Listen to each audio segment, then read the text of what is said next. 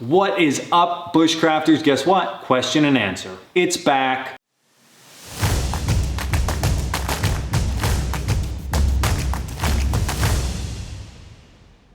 Now, I have said question and answer has been back several times. Like several times. So, this week, we're back at it. We're back. Question and answer. It's here again. Every time I say that, I'll get 1 or 2 episodes up and then it goes away.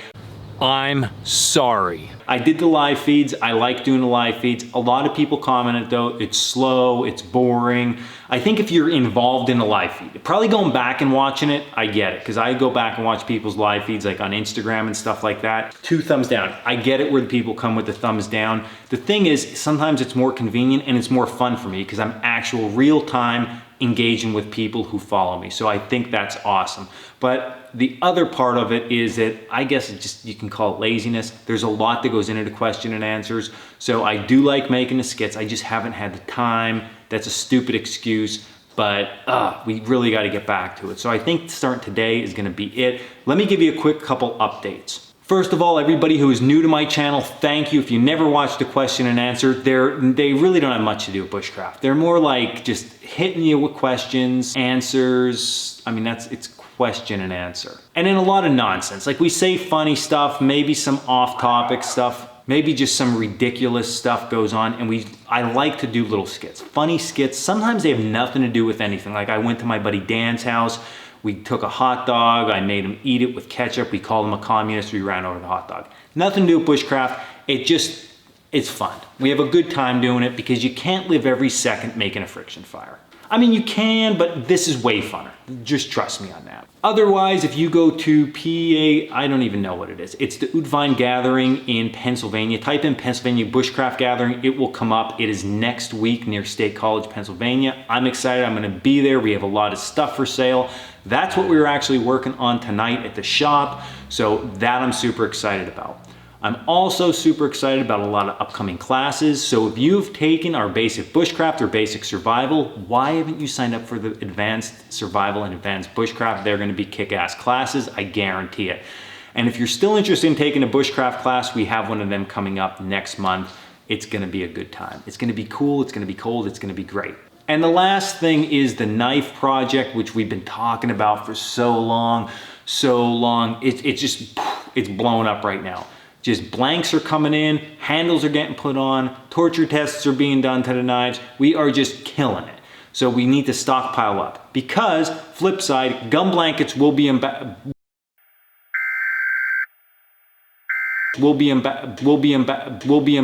so that was just a tongue twister, but gum blankets will be back in stock very shortly. We sold out of almost all of them. I think there is only 1 left in stock. The last time I looked on the website, we sold them out. Like, gone. So people loved it. So I don't want this to happen with the knives. We need to have enough inventory built up that it's like, because listen, once we start pumping them out, it's gonna be awesome. Everybody's gonna want one. I guarantee that. Now on today's episode, I thought we're gonna do a little bit something different. I thought I'm gonna bring on a special guest. That special guest, Bush Drinking Dan. What's up, man? You look an absolute mess. Yeah, you do too. Oh, thanks. Look at you. You have sunglasses on, you have ear pods on, it is midnight, and you are, what are you doing? I have nothing to do, so that's why I'm on here. Well, I mean, obviously you're drinking beer. I just don't understand, like, I don't understand what you're doing. I'm here at the shop working, it's late, banging out question and answer, and you're messing around. Yeah, I don't know, what do you want me to say? Okay, let's just get on to the questions. So we have a few questions and a few updates. Let's first do the questions since this guy's here. I'm not going to deal with you the whole time. Okay. You can either leave, I don't know what you want. Sorry. Simmer down. Yep. Sorry. Yeah. Okay, so questions from the last few question and answers. Like I said, I know we have not done this for a while. So let's bang these out. Let's get it out of the way. Yep. Cool? Okay. Boxers or tighty whities? Boxer briefs. Commando. Of course you're gonna say that. How about unless I tell you to talk, then cut it. Okay, where do you get your music for your videos and what editing program do you use? So I use something called SoundCloud and I also use on YouTube, they have free music available in the creator center of your page. So you can actually just get free music off of there. And I have recently switched over to Premiere Pro, so Adobe Premiere Pro. I'm learning all the Adobe programs. I love it. It's great. Obviously you're not doing it because I don't know what you're doing. Okay. What's your preferred sheet thread count? I'm gonna let you take that. Egyptian cotton. All right, all bushcrafters, outdoorsmen, hunters, and YouTubers in general should ask themselves, if the attention spotlight was gone and you couldn't make any money off of it, would you still do it? Now, the only reason I'm not even saying anything. All I'm doing is please be quiet. I'm just spinning in the chair. The only reason I'm asking or answering this question is because there was like a long thread about this, and I think they took the person. I don't know what. There was just a long thread about it, and I read some of the quotes and what people wrote back to it. In general, I have been doing bushcraft a long time. I've been an outdoorsman my entire life. If all this went away, I still would keep doing it, but I have the opportunity to do it, so I'm taking full advantage of it. And honestly, I love making videos for YouTube. I wish I had more time to put into it, but between the business, developing new products, making products for the business, just running classes, doing everything. I don't get to put as much time as I want in YouTube, but I wish I could put more because I absolutely love it. And I love being able to share the stuff and my adventures with everybody out there. Okay, next question. Keep trapping and hunting. This is more of a comment. Yeah, sort of like what you say. Keep trapping and hunting. The snowflakes will die off and eat each other, and they don't want to watch and know how to. See ya. Gone. It goes on and on. So basically, anytime I write anything about trapping, not so much hunting, but trapping, people get absolutely up in arms about it. I do trap. I mean, that's just part of something that I do. I understand where people are coming from when they say it's cruel to the animals, but it helps animal populations. It helps with disease control. Yeah. There's a lot of different things it helps with.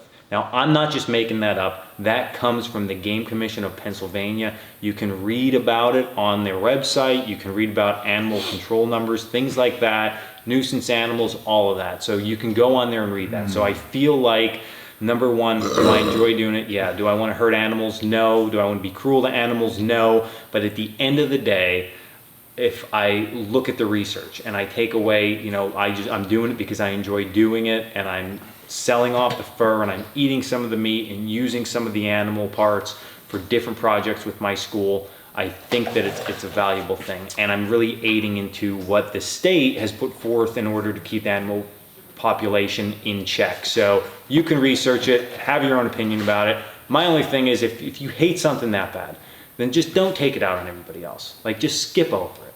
That's all I'm asking. No. Okay, that probably is not going to get into the ears of anybody that needs to really hear At it, least you but said it. yeah, you're right. Okay.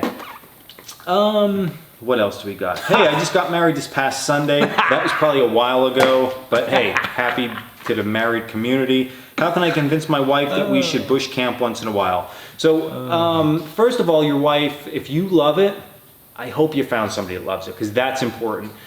Maybe she's not too into it. You got to slowly work them into it. Like, you can't just take somebody out with a wool blanket in the dead of the winter and be like, okay, we're going to build a debris shelter, make friction fire, and like live under this wool blanket.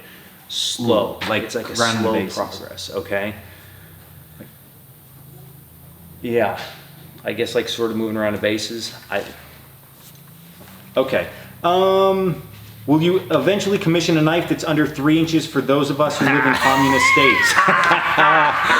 First of all, I feel bad for everybody in communist states. Second, the new knife design that we just sort of came up with this weekend that we're going to push forward with, it's going to be one of the 4 that we're going to launch. 2 to 4. It's going to come out though. I mean, it's already in the works. The blanks are being made. I believe that is 3 inches. Is that blade 3 inches? It's going to be very close. So I didn't even think about that, but since you mentioned it, and I feel bad for you communist state people who just sort of stuck there. It's like North Korea, you're stuck there. California. Okay. Yeah. Oh, you're out of here? Okay. Yeah, well, you don't want me here See you anyway. later. Yeah, I'm not going to drink all your beer. I didn't even have a beer yet at all today. See ya! I got work to do. See ya. Peace. Now, for how much I like bush drinking Dan, he's annoying when he's not in the bush drinking. Let's just go on to the next thing. Okay, so have you ever owned a pair of Fall Raven pants? And do you need to own a pair to consider yourself a bushcrafter? Just wondering. I don't own a pair. I know several people who wear them all the time. They are very slim fit. Now, let's back up. I haven't put a pair on that I can say that. But everybody that wears them that I see are slim fit or smaller people. I don't personally think that they're gonna fit me right at all. I mean, just holding them up, the few times I saw them, they just don't look like a pair of pants I would hold up at home. So I can say that, but you don't have to have a pair of them to be a bushcrafter. I mean, if you want to be snazzy, I guess you can. And now I love good, high quality, cool looking gear. Like, be stylish, but you don't need a pair of those things. Okay, is it ever gonna stop raining here in PA? No, I mean, it just rains consistently. Like I have stuff I got to get done for some companies. I got to write some videos and do some stuff outside. It just rains. It doesn't stop raining. It is insane. Then the winter's going to come and there's no snow. Like if this was snow, we would have 200 foot of snow. We'd have tunnels. That's how much snow there'd be. I probably over-exaggerated that. So just a couple more and then we'll jump off to see what else we got going on. Hey Dan, do you know, no, I just did that one. Do you use any kind of solar or gas generator? I want to hit the woods more often, but I'm required to use oxygen, so I have to be able to recharge my portable concentrator every few hours.